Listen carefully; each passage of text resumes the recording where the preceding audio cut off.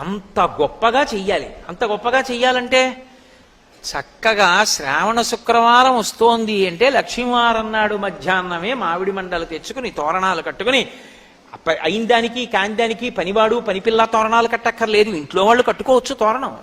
ఓ తోరణం కట్టుకుని అదంతా కూడా వ్రతంలో అంతర్భాగం. నీ గుమ్మానికి అన్ని గుమ్మాలకి చక్కగా మామిడి తోరణాలు కట్టుకుని శ్రావణ మాసంలో ఎక్కడ మామిడి పువ్వు మామిడికాయ ఉండదు.